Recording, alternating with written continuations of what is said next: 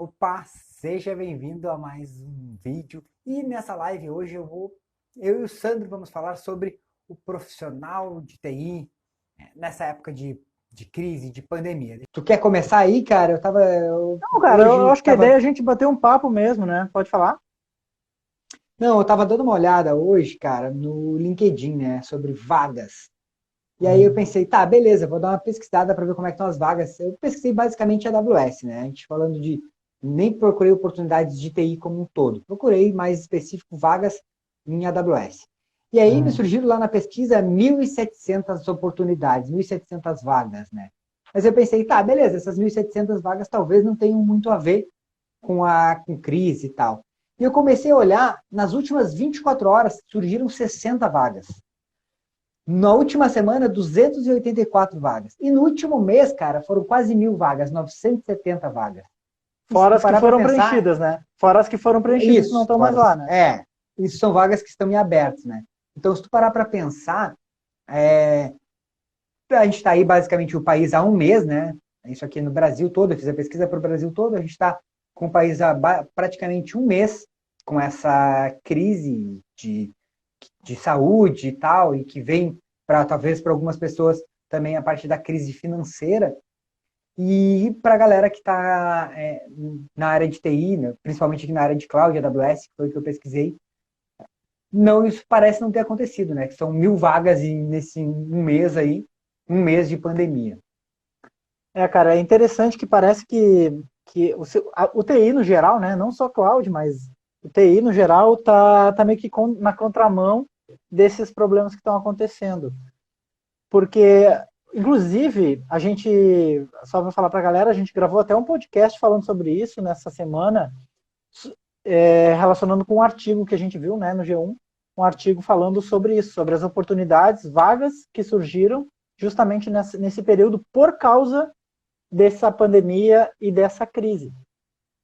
E são É, vagas desde infraestrutura, desenvolvimento, cloud, data science. E o motivo principal, assim, se a gente for pensar no motivo principal, é justamente porque as empresas, elas, muitas tinham projetos assim engavetados, né, ou intenção, ou queriam botar o pé nessa transformação digital e entrar para a computação em nuvem ou mudar algumas coisas, né? E só que elas não tinham aquilo como prioridade. Só que agora, como aconteceu isso, aí a água bateu na bunda, né, cara? Aí o cara precisa se mexer, né? Aí o cara tem que, ó, vamos pegar aquilo tudo e vamos colocar em prática. E muitas empresas nem pensavam nisso, e elas tiveram que pensar isso, assim, em tempo recorde, achar alguém para tocar esses projetos, e inclusive isso está sendo um grande desafio, né? Encontrar pessoas.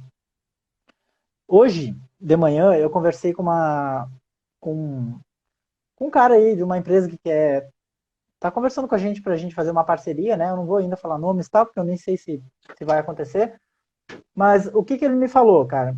Que eles agora estão precisando mudar de uma. Eles trabalham com uma nuvem privada e tal, mudar de uma nuvem privada para a nuvem pública. Porque eles perceberam que o perfil do usuário, o perfil do cliente está mudando. O cliente quer ter mais controle das coisas.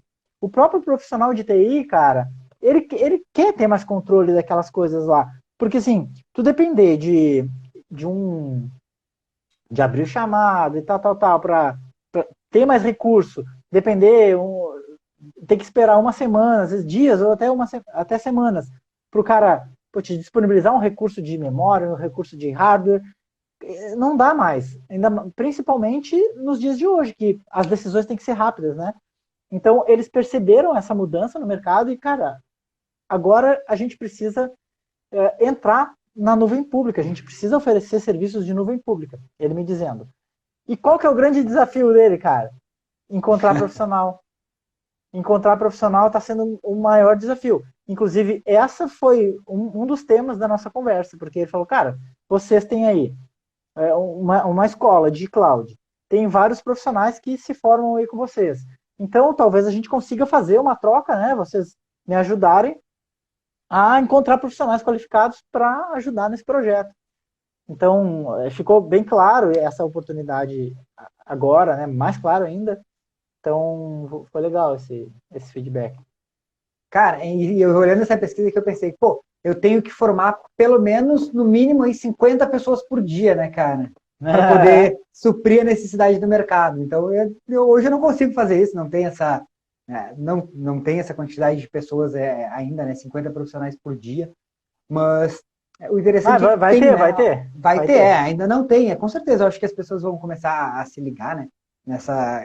Porque até naquela pesquisa que a gente fez lá que a gente fez, não, que a gente analisou lá do G1, a computação em nuvem, dentro daquele mercado ali, daquelas opções que apareceram, era a área de tecnologia que mais estava pagando, né? Sim. Então, é uma das, né? Uma Fora. das, né? Tinha o Data Science também, que Data Science paga, pô, salários Inclusive, recorde. inclusive, a live de sexta-feira aqui vai ser sobre isso, né? Data Science. Verdade. Data Science e Machine Learning na nuvem, né? Vai ser Isso isso. aí. Bom, cara, então, e uma coisa que eu percebo assim, tipo, tá, é crise, né? Eu acho que o cara tem duas maneiras de ver essa crise, né? De tu realmente acreditar que existe uma crise e entrar nela, e a outra é tu dar a volta por cima, enxergar o lado bom da crise, né? Tipo, não tem um lado bom, é óbvio que o problema de saúde não tem um lado bom, né? Não dá para dizer um lado bom. Mas como tirar o melhor proveito dessa crise? Isso aí me lembrou muito a nossa trajetória até aqui, né? Na verdade, assim, cara, aí eu até já. O cara já entra num lado mais filosófico, né? O que é bom e o que é ruim, né? O que é bom? O que é ruim? Pô, uma crise é ruim? Pô, eu ficar desempregado é ruim? Depende. Não necessariamente. Às vezes, o fato da pessoa ficar desempregada pode causar uma dor momentânea, mas na maioria das vezes faz a pessoa, na maioria das vezes não sei, tá? Mas algumas vezes faz a pessoa se mexer, sabe? Às vezes ela tinha uma ideia, queria fazer uma coisa há muito tempo, ou tem um sonho, ou, cara, o que eu mais quero é isso ou aquilo.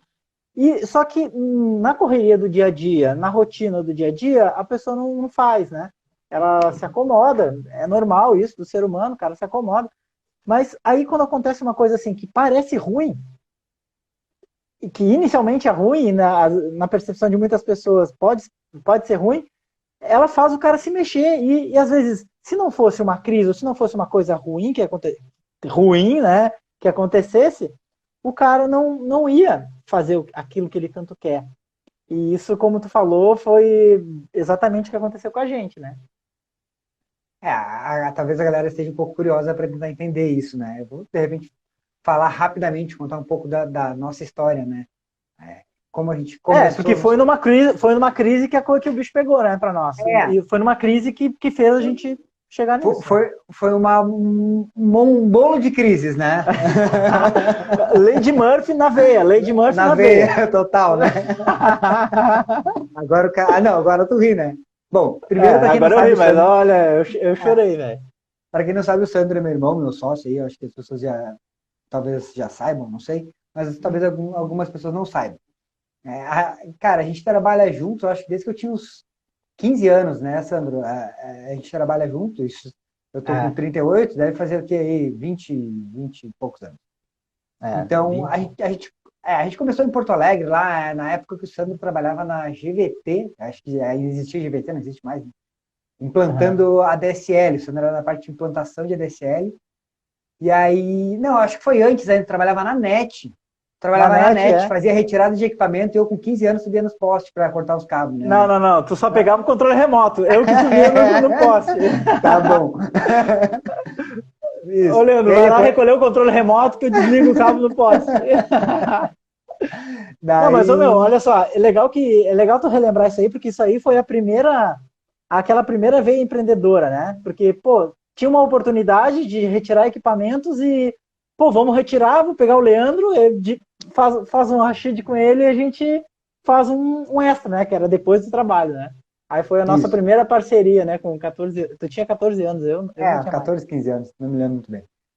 E aí depois disso tu foi pra GVT, né? E aí começou, o Sandro, para quem não sabe, o Sandro foi o cara que implantou a DSL no Rio Grande do Sul.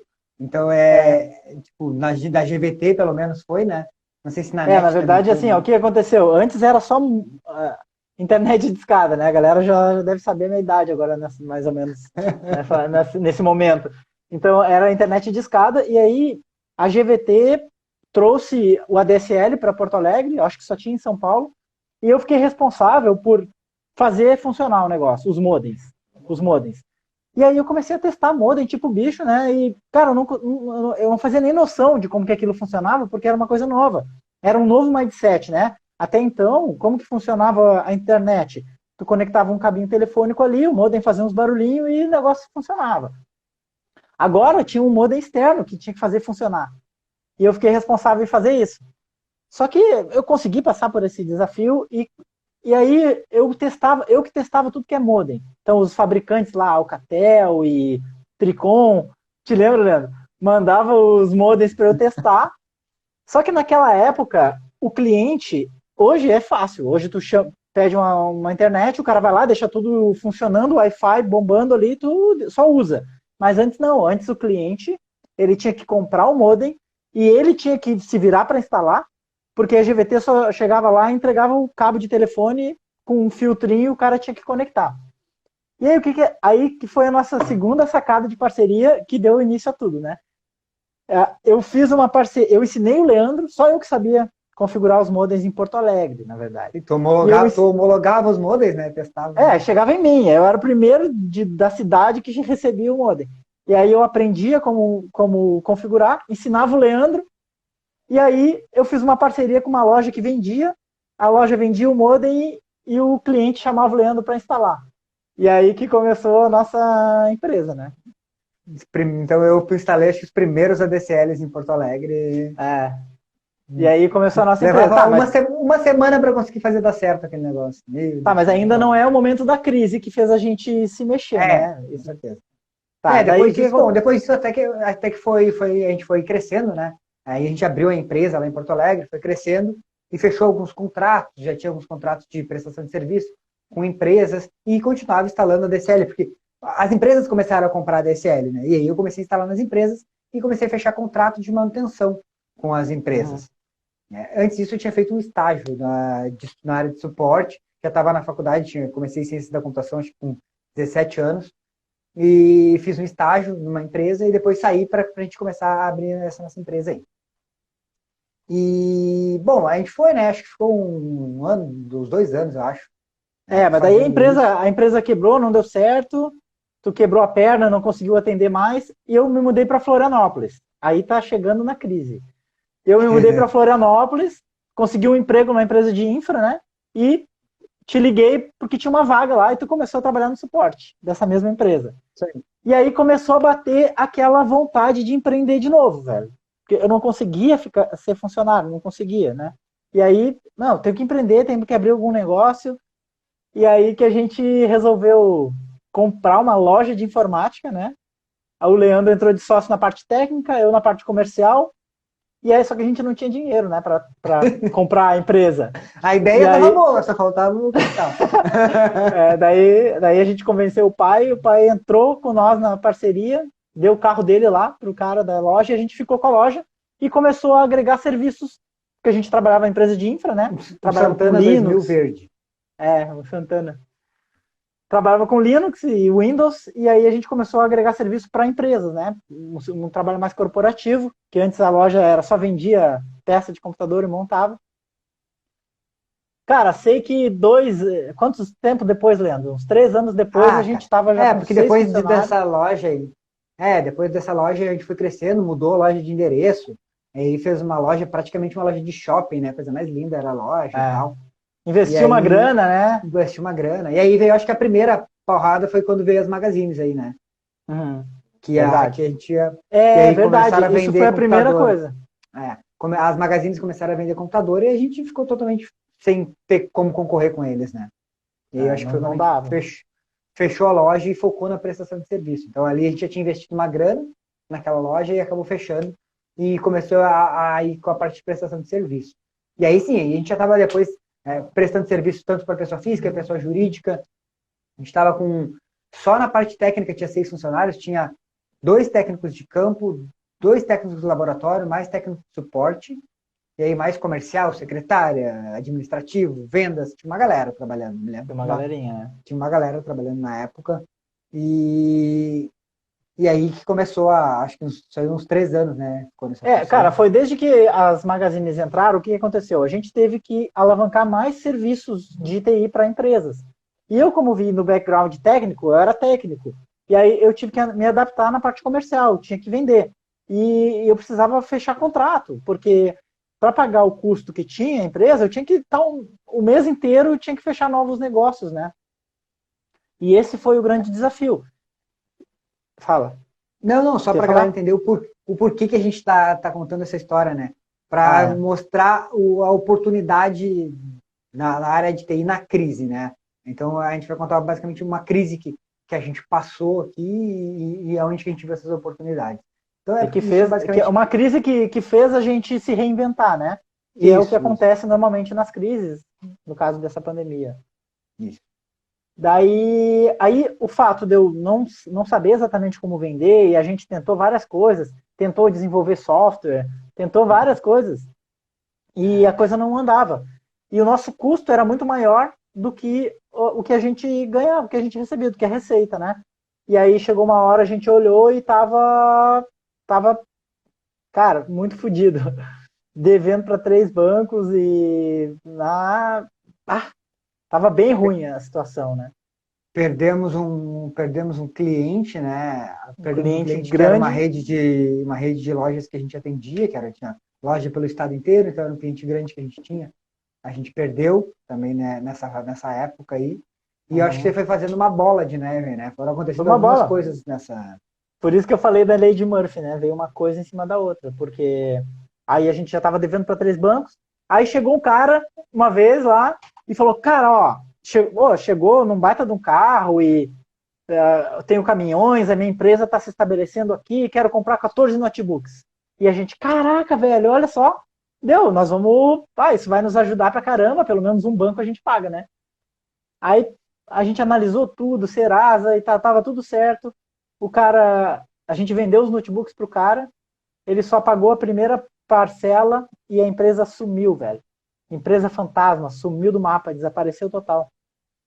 E a gente ficou com aquela dívida, já tava fudido. Aí sim, aí a coisa foi feia mesmo. E cavou um pouquinho mais do buraco, né? E aí, vamos, então, bora começar a prestar Como serviço, se, vamos como trabalhar. se não, mas como se não bastasse, Bora trabalhar. Daí eu me lembro que o Edson, que era um dos nossos funcionários, estava indo num cliente, no final de tarde, cara, acho, não sei se era numa quinta ou sexta-feira, ele estava indo num cliente e passou numa preferencial e deu na lateral de uma montana. Aquelas montanas baú, montana, acho que nem sei se tem montana ainda. A montana baú, eu cheguei lá, a montana estava de cabeça para baixo, toda quebrada, amassada na frente, quebrado aquele baú inteiro. Olhei para trás, a montana não tinha nem placa. O cara tinha tirado da loja no meio daquele dia, ou um dia antes. O cara tinha tirado da loja e aquela montana era de um cliente nosso. Então, na verdade, quem estava dirigindo ela era um cliente nosso. E aí, mais essa, né? A gente tinha um Uno, era aquele Uninho Fire branco, Uninho de firma. E tinha um é, Uno, pô, o Uno ficou todo torto, entortou a frente do Uno. E o Uno era parcelado, acho, na época, não era, deveria ser parcelado, óbvio. não me lembro. E aí a gente teve que pagar a montana do carro, já não tinha dinheiro, tinha tomado o tufo dos notebooks, devendo uma galera, a gente teve que pagar essa montana aí e deixar o Uno parado. E o Uno era o que fazia a gente, que era o que levava os técnicos de campo, né? E, putz, a galera começou a ter que usar meu carro, o carro da mãe, meu Deus, foi uma função. E aí, cara, nesse momento, aí a gente pode pensar, né? Aí a gente chega no assunto que a gente está falando aqui, que é a crise. O quanto que a crise pode ser boa ou pode ser ruim. Eu realmente acredito que qualquer. E quando eu estou falando em crise, não necessariamente uma crise econômica, uma crise de vírus, né, é uma coisa que acontece, algum problema que acontece. Eu penso que os problemas eles vêm para te ajudar a superar uma a superar uma fase da tua vida, sabe? O problema chega e te dá a oportunidade de melhorar em algum aspecto. Aí chegando nessa situação, Jean, para que eu vou chorar. Cara, a gente chorou, velho, só pra tu saber, tá?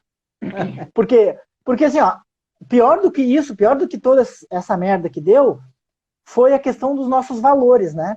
Porque, pô, a gente é irmão, a gente sempre aprendeu que, cara, pô, cumpre com os teus compromissos e se tu pedir alguma coisa emprestada, tem que pagar.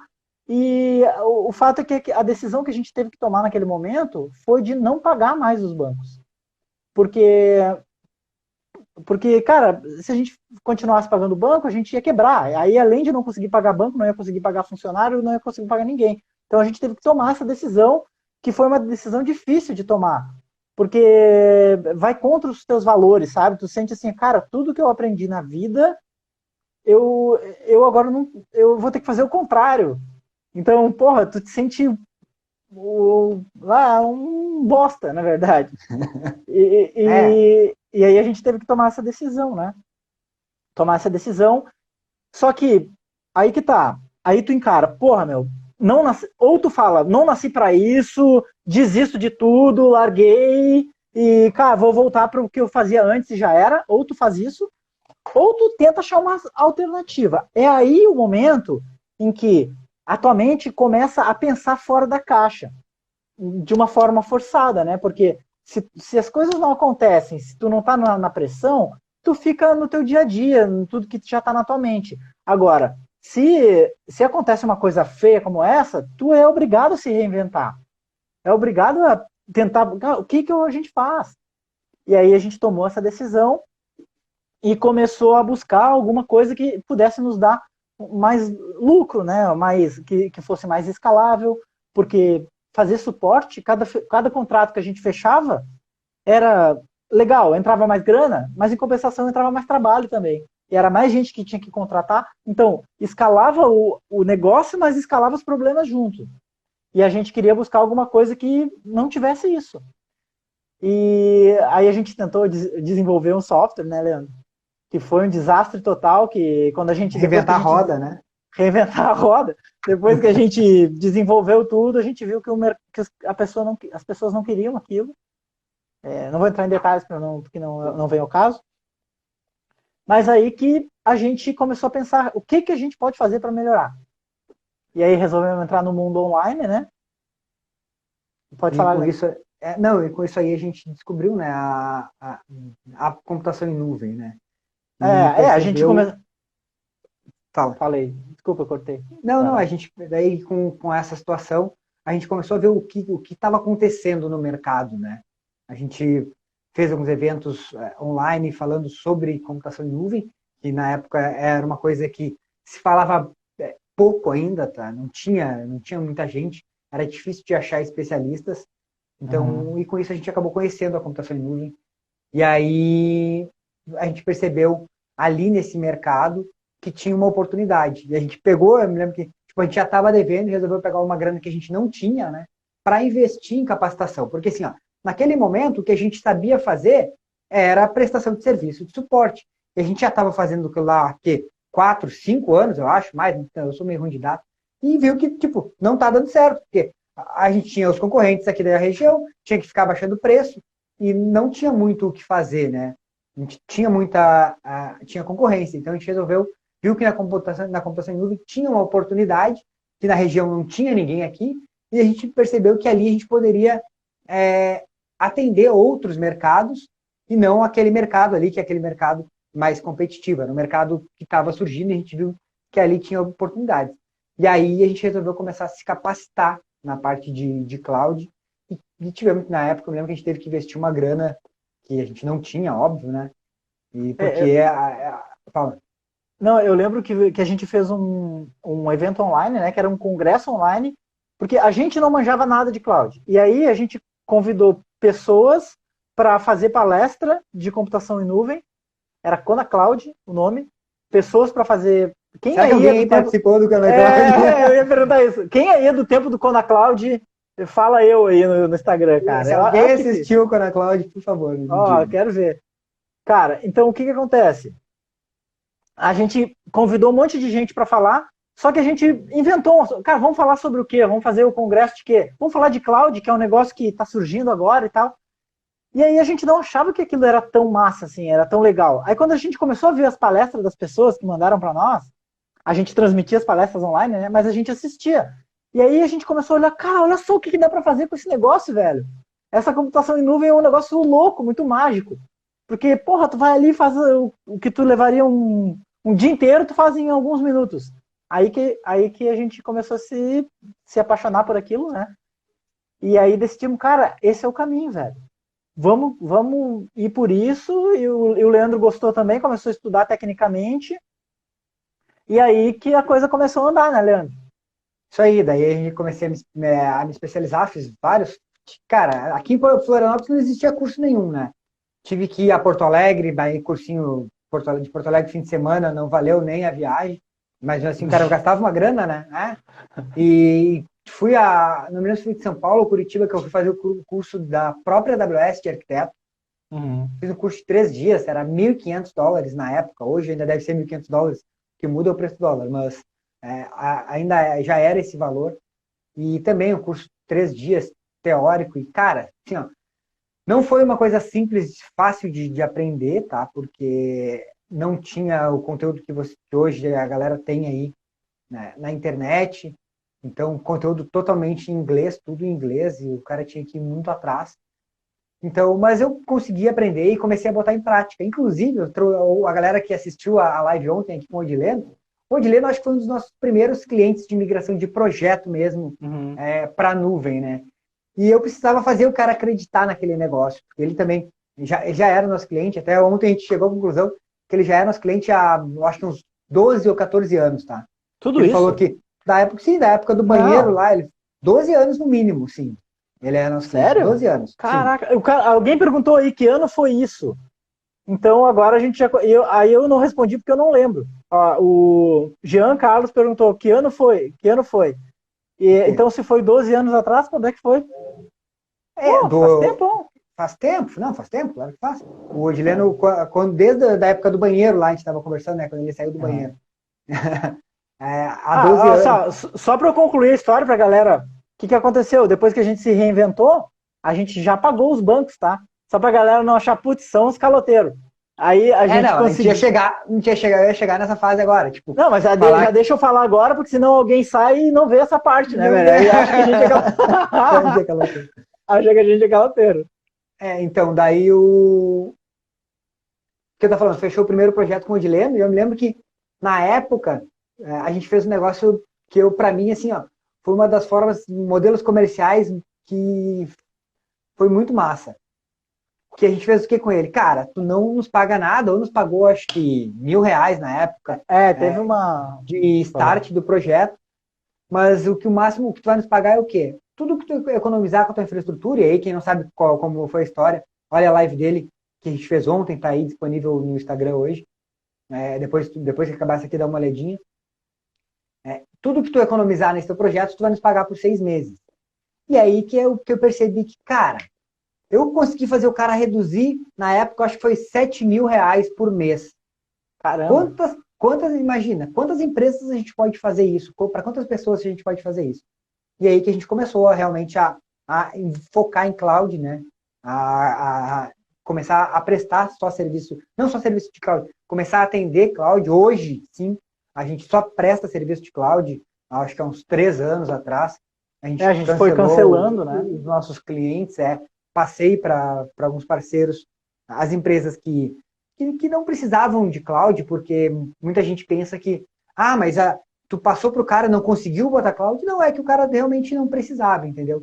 Então não é toda empresa que precisa e também não é toda empresa que vai ver a necessidade. Então uma coisa que eu falo bastante é, cara, não tenta enfiar cloud igual abaixo das pessoas. Mostra a necessidade pro cara, mas se o cara não quer, tá tudo bem, deixa ele como tá e segue a tua vida. Então essas empresas que não quiseram fazer essa migração, eu passei para outros parceiros e hoje a gente trabalha só com cloud. E aí sim veio o que tu falou, que a gente pagou todos os bancos com juros e correções. Nossa, de alguns anos. Mas deu certo. Deu certo. Então, assim, mas aí a gente volta no assunto da live. Por que que isso aconteceu? Será que se essa merda toda não tivesse acontecido, a gente ia ter se reinventado? Talvez não. Então, foi uma crise, foi uma situação difícil, bem difícil, mas que fez a gente se mexer. Fez a gente ir lá e, cara, vamos achar uma solução para isso. E aí, uma situação como essa agora, ela tá causando isso. E muita gente vai se reinventar. Pessoas que já queriam, por exemplo, entrar no mundo online, estão fazendo isso agora, cara. Porque não tem como não achar um jeito, entendeu? Ou o cara morre, ou o cara morre, assim, não é do vírus, né? Segunda vez Não que fala assim, morre, tem que explicar. não é literalmente morre, o cara é derrubado pela situação, ou ele se reinventa e vai lá e faz uma coisa que estava travada. E assim como as pessoas, os profissionais, as empresas também precisaram fazer isso, né? Então, muita empresa que já estava pensando, às vezes estava pagando lá alto num aluguel e pensando, cara, será que a gente não consegue trabalhar home office e tal? E aquele processo ia sendo empurrado com a barriga. Agora elas tiveram que parar de empurrar com a barriga e, cara, vamos ter que botar isso em prática. E isso foi bom, porque agora na hora que voltar, que as coisas voltarem ao normal, que não vai voltar ao normal, né? Mas quando elas voltar, Vai voltar num novo normal, né? Vai voltar num novo normal. O normal vai mudar. Exato, boa essa. Vai voltar um novo normal. Aí esse novo normal já vai ser um normal mais evoluído para muita gente, né? Então aí que eu percebo que está a oportunidade. E é a gente conseguir perceber essa oportunidade que faz com que a gente pense para veja o copo cheio ou o copo vazio, né, cara? Porque se tu ficar pensando, nossa, a situação tá ruim, e aí, por exemplo, tu começar, já que a situação tá ruim, eu vou economizar e eu vou segurar tudo que eu tenho para não correr o risco de me fuder. Sei lá. Aí a outra visão é, cara, eu vou ver onde é que tem uma oportunidade e eu vou investir nisso, né? Então, tem os dois lados. E é por isso que eu acho que é importante o cara tá atento, né? Quais são as tendências de mercado, o que está acontecendo no mercado. Eu percebo assim, ó, nessas lives que eu fiz, né, desde o início da semana passada, e outras pessoas que eu estou conversando para fazer as lives, eu percebo que todo mundo fala a mesma coisa. Fala, cara, o mercado de tecnologia está crescendo um monte com essa pandemia, com tudo isso que está acontecendo. E aí eu fico pensando, pô, aquele cara que, não, mas eu estou perdendo cliente, não vou investir agora, vou guardar aqui. Esse cara, quando acabar, o que vai ter acontecido é que lá, quando tudo isso acabar, ele vai ter menos dinheiro e menos cliente. Então, ele não vai ter feito nada para, quando chegar lá, ele ter uma perspectiva de crescimento. Ele vai ter que começar tudo de novo fazendo o que ele já fazia antes, né? Então, muita gente que às vezes o cara fala, não tenho tempo e tal, para me especializar ou para assistir uma live e ver o que está acontecendo no mercado. Tá aí, agora o tempo é uma coisa que a gente tem bastante, tá tendo bastante aí, né? Tempo para ficar em casa, tempo para... Eu sei que mesmo trabalhando, muita gente em casa, tá tendo tempo, então eu acho que isso aí é importante para o cara pegar esse tempo e dar uma olhada para ver quais são as tendências de mercado, o que está acontecendo na área de tecnologia. Né? Exato. Até o Rafael falou ali, ó, quando perdemos um cliente importante, revisamos nossos processos e crescemos. Concordo plenamente, Rafael. É isso aí, cara. E perder um cliente importante é uma crise, né? Dá para se considerar, dá para dizer que, pô, cara, é uma coisa que pode ser ruim ou pode ser boa. Às vezes, se a pessoa encara isso como uma coisa ruim, vai pensar, putz, perdi um cliente, nossa, eu sou muito ruim nisso, não nasci para isso. Agora, outros pensam, como o Rafael aí, pensa, cara, eu vou revisar meu processo para ver o que está acontecendo. E aí, talvez essa revisão do processo, além de achar um erro que fez com que o cliente cancele, ele pode encontrar outros erros ou pode encontrar uma forma de tu conseguir outros clientes melhores do que aquele que cancelou. Né? Então, cara, assim, tu fazer do limão uma limonada, né? Pega aquele limão que é aquela coisa azeda e faz uma limonadinha docinha e tal. Então, ver... Agora eu expliquei, né, Leandro? Agora explicou. Porque eu já sei o que tu ia falar. Tá, mas que limão? O que tem o limão numa limonada? É óbvio que o limão não dá pra fazer uma laranjada, tem que ser limonada. Eu já sei que tu ia falar isso. Cara, E é isso aí, velho. cara, então é isso aí, né? Eu acho que deixa eu dar uma olhada aqui que tem nos comentários aqui Como da fica a galera. parte de segurança na nuvem? Ah, O... off topics, mas eu vou responder. Essa aí tem que O, responder. o André Santiago, eu acho que é isso, pelo que eu juntei ele no nome. Perguntou como é É, que fica a parte de. Fala. vai lá, vai lá, vai lá, vai lá. O André perguntou como é que fica a parte de segurança na nuvem. Botnet, ataque DDoS e ransomware. André, assim, ó, a segurança na nuvem ela tem duas coisas, tá? Tem a segurança da nuvem e tem a segurança na nuvem. A segurança da nuvem, da plataforma em si, no caso da AWS, que é o que eu falo bastante, ela já se preocupa com muito dessas coisas. Ataque de negação de serviço, existem serviços para isso. A parte de ransomware também. Mas muita coisa, o que você tem que fazer? Você tem que configurar as questões de segurança. Por exemplo, tem um storage lá, que é um armazenamento de objeto, que tu não consegue criptografar os dados lá dentro. Mas dependendo do serviço que tu usa, tu tem que configurar as ferramentas de segurança certas para tu ter segurança na nuvem. Essa parte de segurança na nuvem é uma coisa que, às vezes, a galera tem uma ideia de que, botei na nuvem e está seguro. Não é assim, tá? Tu tem que configurar as ferramentas de nuvem e tem que configurar o serviço de maneira correta e ter uma aplicação segura, é óbvio. Não adianta tu chegar lá e colocar uma aplicação cheia de falha de segurança, de SQL Inject, por exemplo, e aí tu bota lá e vai ser, minha aplicação foi invadida, aí foi falha da tua aplicação. Mas, inclusive, para esse tipo de problemas, a AWS tem ferramentas que te ajudam a monitorar essa parte de segurança e controlar essa parte de segurança.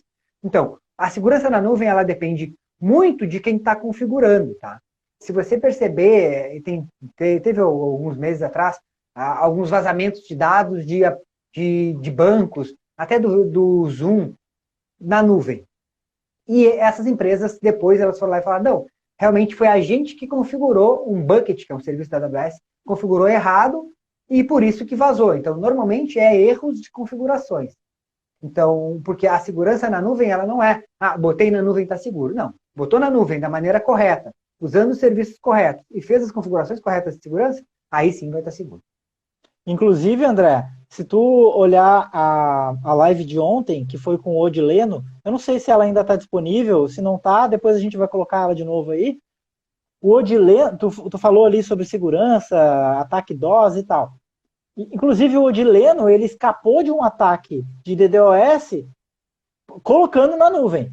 Porque se ele não tivesse colocado, cara, o serviço dele tinha parado, ou ele ia ter que pagar um resgate lá, nem é resgate, ia ter que pagar uma grana em bitcoins pro hacker lá, né? Ele contou essa história ontem, então se não assistiu, eu acho que já tá de novo aqui no Instagram, já tá disponível. É isso Cara, aí, então... Fala. Vai lá, vai lá. Não, pode ir. Então, voltando aí desse nosso assunto que a gente estava falando, né, de oportunidade. Inclusive, eu vou fazer uma live, eu ainda não tenho a data certa com a galera da carreira de TI. Porque. E com o Fernando estava aí também. Que são pessoas que. O Fernando tem uma rede de franquias, tá? Ele tem franquias da Help Digital. E ele falou que, cara, computação em nuvem é uma coisa que está crescendo cada vez mais. E então o cara do Carreira de TI falou, Leandro, vamos bater um papo porque é um assunto que está tendo uma demanda bem grande. Então, eu acho que as pessoas, talvez, que o cara está aí parado, sem saber o que fazer, poderia dar uma olhada para esse lado, dar uma pesquisada realmente no mercado, para ver quem são as empresas que estão usando computação em nuvem, para ver se tem realmente essa demanda de computação em nuvem, faixas salariais, curva de aprendizado, porque a curva de aprendizado da computação em nuvem, para mim, foi bem difícil, tá? Porque eu tive que aprender praticamente sozinho, lendo. Assim, a AWS tem a documentação gigantesca, bem completa, mas é possível o cara aprender com aquela documentação, só que se o cara for ficar naquilo ali, a tua curva de aprendizado é grande. Então, às vezes vale a pena pegar alguns atalhos para conseguir aprender, né, de uma forma mais direta, assim, que seria uma coisa que talvez ajudaria o cara daqui a um mês, tu já conseguiria ter um resultado significativo. Inclusive, eu fiz 2 lives a semana passada com o Cláudio e com o Celso, e os dois, cara. O Cláudio, em um ano e pouquinho, dobrou o salário dele usando a computação em nuvem, tá? O cara não trabalhava, era zero de cloud, não manjava nada de cloud, trabalhava, o cara que ia lá no TI tradicional mesmo, instalava a aplicação no servidor e tal. E hoje ele está trabalhando numa empresa só com computação em nuvem, dobrou o salário e ainda continua prestando serviço para outra empresa, para a empresa antiga dele, de cloud, porque é uma coisa que não tem gente no mercado. Então o cara, pô, eu saí de lá, mas continua trabalhando para mim aqui, prestando serviço. Isso aí em um ano e pouquinho. O Celso também. O Celso era um cara que ficou 20 anos, eu acho, trabalhando na mesma área, na área de tecnologia, Linux, na área de infraestrutura. E também em um ano se formou aí como especialista em cloud e hoje trabalha também numa empresa focada em computação em nuvem. E esses aí são, acho que são apenas dois casos que eu me lembro, cara. Eu me lembro no Summit o ano passado, que a gente fez aquele evento com os alunos, que mais algumas pessoas contaram essas situações, assim, do cara sair do mercado rapidamente e ir para empresas de cloud, né? Porque hoje, muita gente pensa, mas eu vou ter que tirar a certificação. Cara, hoje, assim, ó, se tu sabe um pouco e tá aprendendo, os caras já te pegam, entendeu? Então não precisa desse negócio de certificação, eu acho que é legal, vale a pena e tal. Só que eu acho que às vezes não tem que ser o foco do cara. O cara tem que focar mesmo A em certificação aprender. abre portas, né? Porque é tipo um cartão de visitas. Eu tenho a certificação, então tu vai ter uma oportunidade por causa dela, mas não necessariamente ela vai ser o que vai importar mais, né? Porque o que importa mesmo é tu conseguir fazer, trazer resultado, né, para as empresas. Ó, o RJ Diniz falou uma coisa aqui, ó. Não importa quantas vezes, achei legal o que ele escreveu. Não importa quantas vezes você caia, aprenda a se reerguer e seguir em frente. A vida não espera você se recuperar, te ensina a ser forte cada vez mais.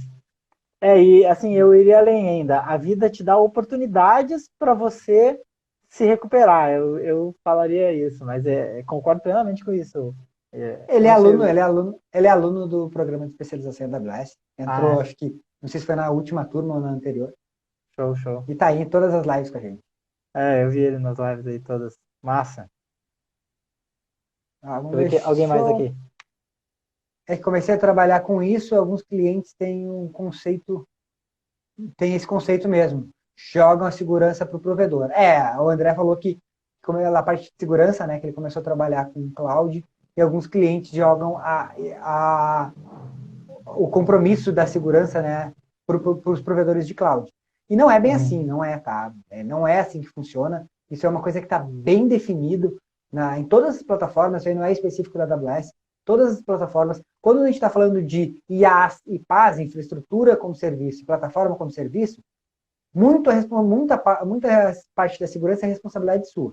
Às vezes, quando você contrata um SaaS, um software como serviço, aí talvez o modelo já seja diferente, porque está contratando um software pronto, só vai ter que te preocupar em guardar o teu usuário e a tua senha, e aí toda a parte de segurança da empresa que contratou. Mas quando a gente fala de infraestrutura como serviço, plataforma como serviço, essa segurança ela é compartilhada, sem dúvida, em todos os provedores, não existe nenhum que o cara diga, não, joga aqui que só bota aqui que está seguro, não existe isso. As plataformas de nuvem elas vão te, te exigir, né, as configurações de segurança. O André já é da elite ali, cara. Ó, ele trabalha com cybersecurity e já manha, o cara já é fera, velho. Ah, show. Eu tenho uma pergunta aqui do Breno. Leandro, o que te fez persistir para aprender cloud e como focou, já que outros problemas surgindo ou que surgiram? Cara, o que fez eu persistir foi assim, ó, eu vi, como você falou naqueles eventos, que a computação em nuvem, ela me facilitaria muito. Então, mesmo no que eu já fazia, eu poderia fazer muito mais rápido com a computação em nuvem. Então, pensa assim, ó, pô, hoje eu tenho hoje não, mas na época eu tinha meus clientes com servidores tudo em ambiente local. E me dava um certo trabalho. Então, eu tinha que ir até o cliente, gastava combustível, perdi um tempão lá, e aí quando eu ia lá, o cara pedia para fazer outra coisa, porque eu precisava estar indo nos clientes. E eu percebi que com a computação em nuvem, se eu colocasse isso aí na nuvem, o que ia acontecer?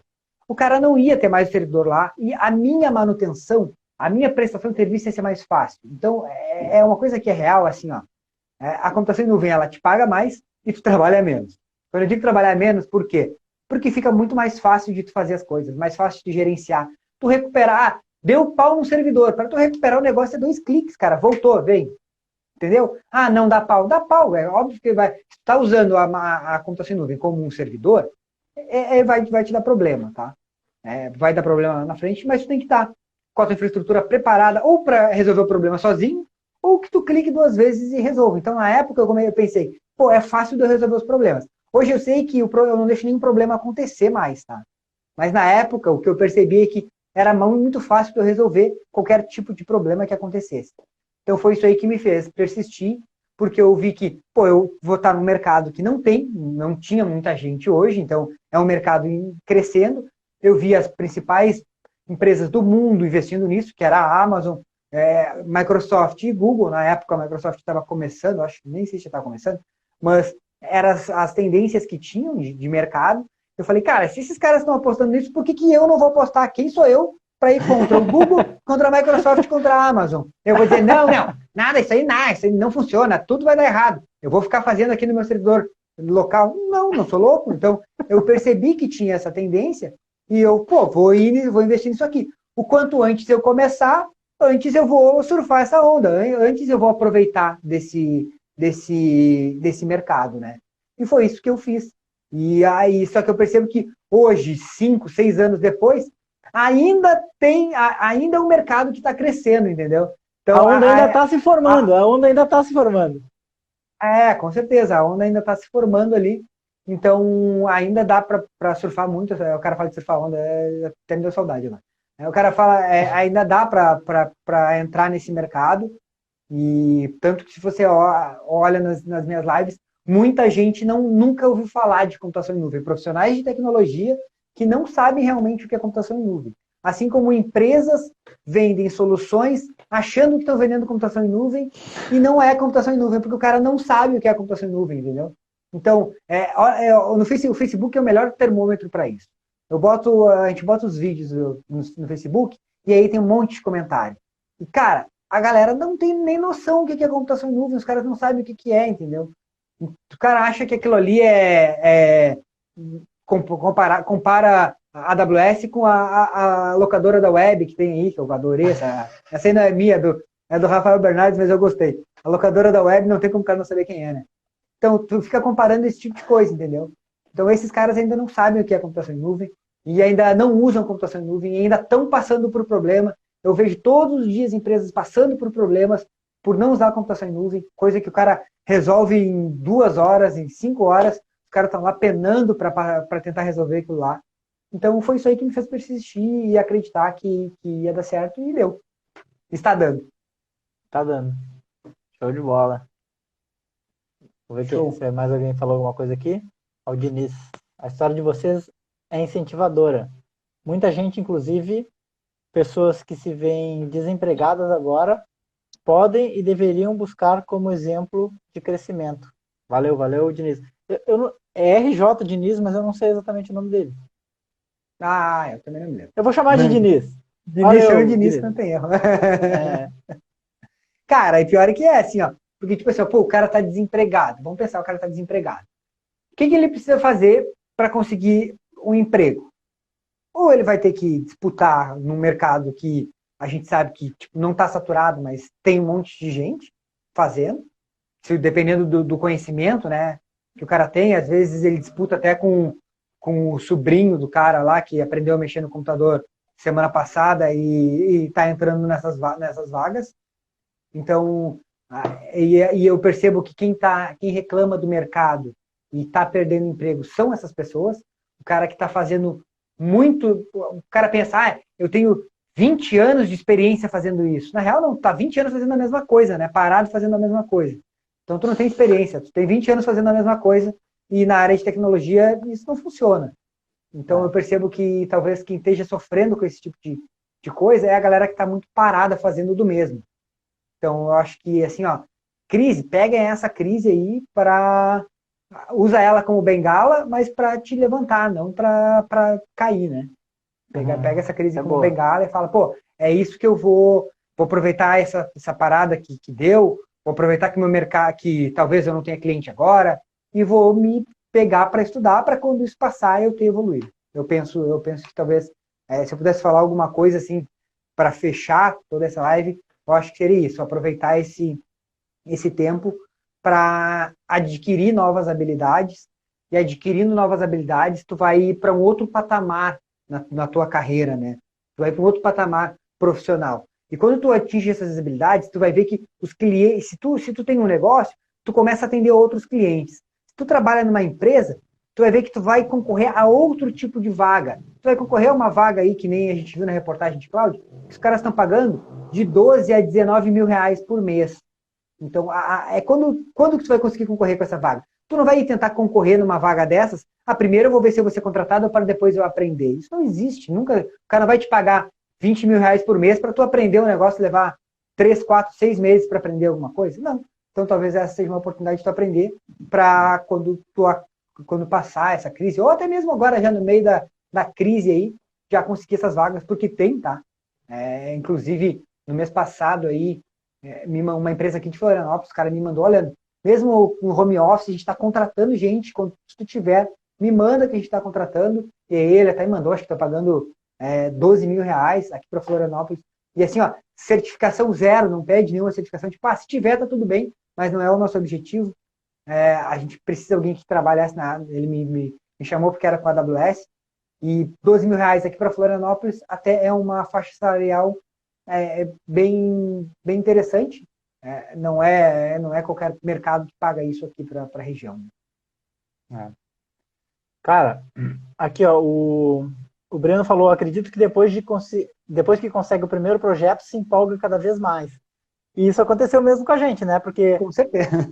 E o massa é tu ver aquilo tudo funcionando, né, cara? Nossa, velho, tu não precisa de nenhum servidor e olha só o que dá pra fazer. Porque tem, é um cardápio cheio de recursos que tu só escolhe e faz o negócio funcionar. É muito massa. E aí tu acaba... quando tu vê o resultado ainda, putz, daí... Não, e o resultado, tipo, não é só o resultado. É o resultado que, assim, ó, no caso do Odileno, conversando com ele ontem, cara, ele tá há 6 anos, eu acho, sem a aplicação dele cair por problemas de infraestrutura, entendeu? Ele disse, a gente já parou, mas por erro nosso de desenvolvimento aqui, ter feito uma cagada no meio do caminho, mas por problemas de infraestrutura, ele tá há 6 anos sem o negócio parar. E aí tu vê, porra, cara, agora sim eu consigo entregar uma solução para o cliente. Como que esse cara vai me ligar para me reclamar, vai ficar me pedindo, deu problema aqui, deu problema, tu não apaga mais incêndio, entendeu? Quando eu falo tu mudar o nível teu nível profissional, é isso.